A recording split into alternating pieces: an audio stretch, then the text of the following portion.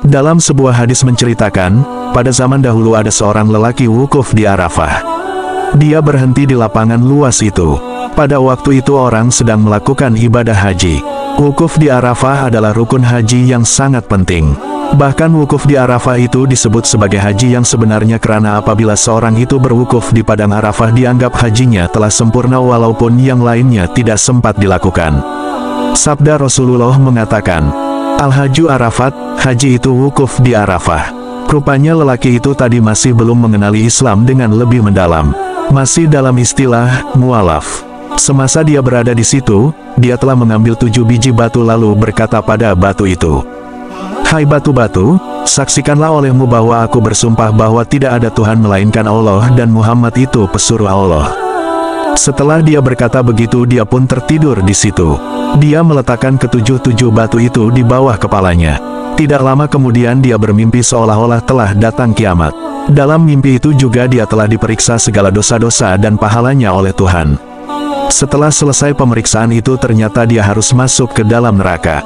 Maka dia pun pergi ke neraka dan hendak memasuki salah satu daripada pintu-pintunya. Tiba-tiba seketika batu kecil yang dikumpulnya tadi datang dekat pintu neraka tersebut. Tetapi mereka tidak sanggup rupanya. Malaikat azab telah berada di situ. Semua malaikat itu menolaknya masuk ke pintu neraka tersebut. Tapi sanggup rupanya. Kemudian dia pun pergi ke pintu lain. Para malaikat itu tetap berusaha hendak memasukkannya ke dalam neraka tapi tidak berdaya karena batu mengikuti kemana saja dia pergi. Akhirnya habislah ketujuh pintu neraka didatanginya. Para malaikat yang bertindak akan menyiksa orang-orang yang masuk neraka berusaha sekuat tenaga untuk menolak lelaki itu dalam neraka tetapi tidak berdaya. Sampai di pintu neraka nomor 7, neraka itu tidak mau menerimanya karena ada batu yang mengikutinya. Ketujuh batu itu seolah-olah membentengi lelaki itu daripada memasuki neraka. Kemudian dia naik ke Arsy di langit yang ketujuh. Disitulah Allah berfirman yang bermaksud, Wahai hambaku, aku telah menyaksikan batu-batu yang engkau kumpulkan di padang Arafah. Aku tidak akan menyia-nyiakan hakmu. Bagaimana aku akan menyia-nyiakan hakmu sedangkan aku telah menyaksikan bunyi syahadat yang engkau ucapkan itu. Sekarang masuklah engkau ke dalam surga. Sebaik saja dia menghampiri pintu surga itu, tiba-tiba pintu surga itu pun terbuka lebar. Rupanya kunci surga itu adalah kalimat syahadat yang diucapkannya dahulu. 10 pesan Allah Subhanahu kepada Nabi Musa alaihissalam. Abu Laits As-Samarqandi meriwayatkan kepada sanadnya dari Jabir bin Abdillah radhiyallahu anhu berkata Rasulullah shallallahu alaihi wasallam bersabda, Allah Subhanahu wa taala telah memberikan kepada Nabi Musa bin Imran alaihi wasallam dalam Al-Waah 10 bab. Wahai Musa, jangan menyekutukan aku dengan suatu apapun bahwa aku telah memutuskan bahwa api neraka akan menyambar muka orang-orang musyrikin.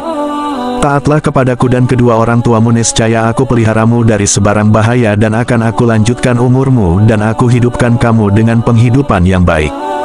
Jangan sekali-kali membunuh jiwa yang aku haramkan kecuali dengan hak, niscaya akan menjadi sempit bagimu dunia yang luas dan langit dengan semua penjurunya dan akan kembali engkau dengan murkaku ke dalam api neraka. Jangan sekali-kali sumpah dengan namaku dalam dusta atau durhaka sebab aku tidak akan membersihkan orang yang tidak mensucikan aku dan tidak mengagung-agungkan namaku.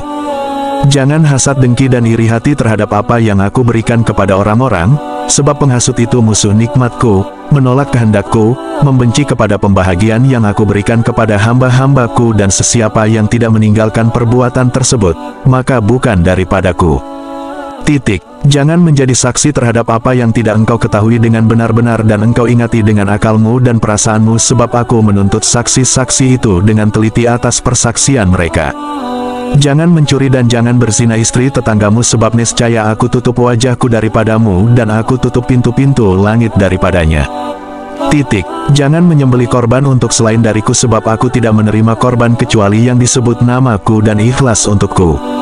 Cintailah terhadap sesama manusia sebagaimana yang engkau suka terhadap dirimu sendiri. Jadikan hari Sabtu itu hari untuk beribadat kepadaku dan hiburkan anak keluargamu. Kemudian Rasulullah Shallallahu alaihi wasallam bersabda lagi, sesungguhnya Allah Subhanahu wa taala menjadikan hari Sabtu itu hari raya untuk Nabi Musa alaihi salam dan Allah Subhanahu wa taala memilih hari Jumat sebagai hari raya untukku.